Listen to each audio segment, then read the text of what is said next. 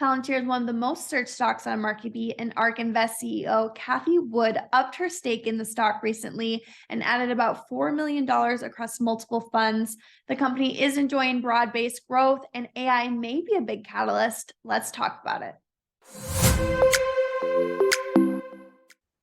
Chris, Thomas, let's talk Palantir.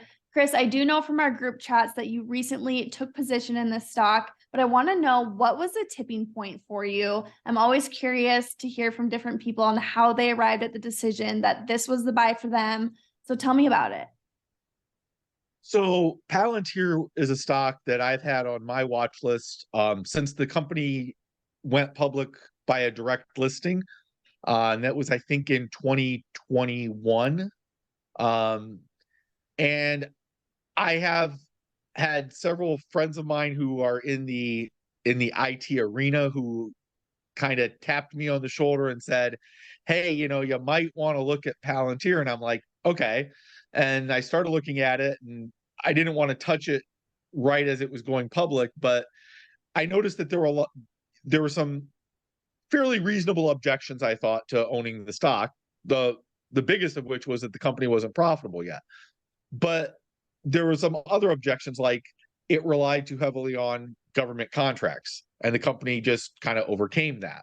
And then they had the concern that, well, they're going to lose some of their government business because they're focusing on getting commercial contracts, but that hasn't happened.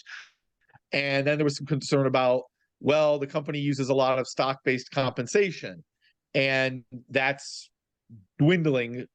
They're not stopping it. That's part of the company policy, but it's been going down over the last several years.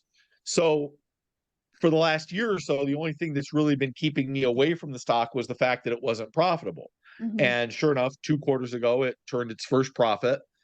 And then they did it again this quarter. And so shortly before the earnings report was coming out and they were expected to announce another profitable quarter, I said, okay, well, you know what?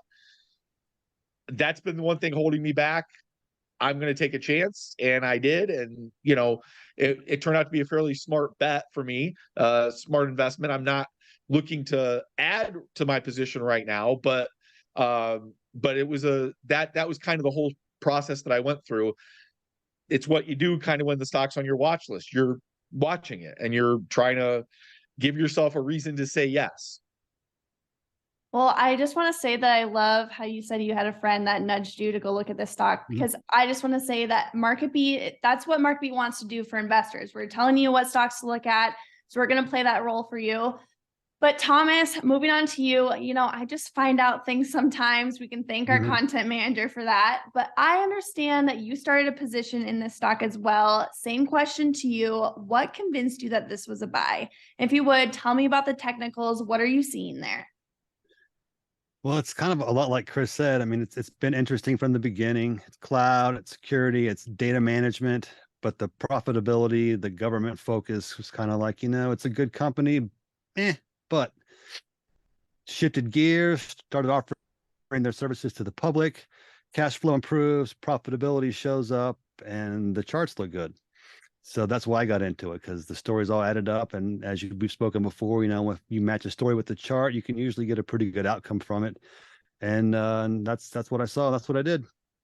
All right. And now on the hot topic, what about AI? Should that be a catalyst for the stock?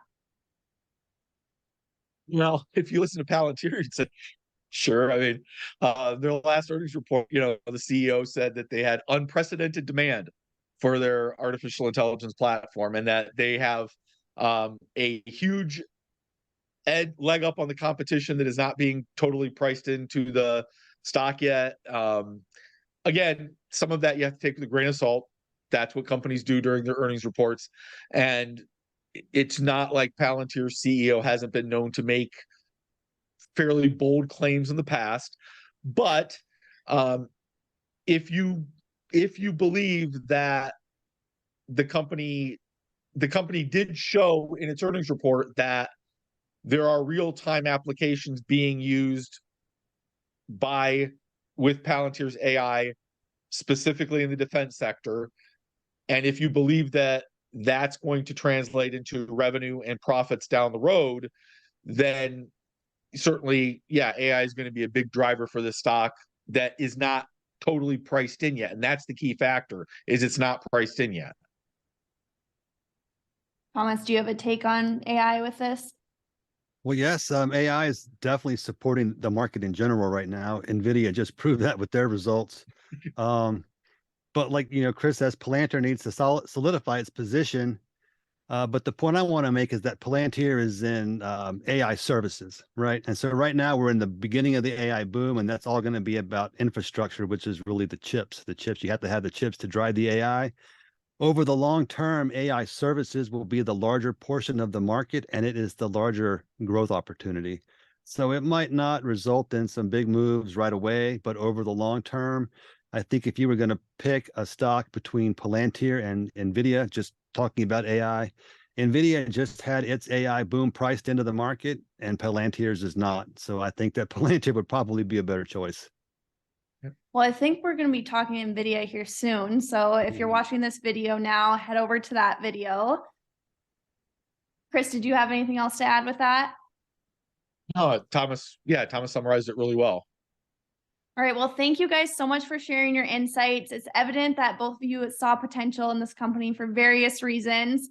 So we're going to continue keeping an eye on this stock at MarketBeat. So stick with us here. Check out the resources I've linked below, and we'll chat soon. Thanks, guys.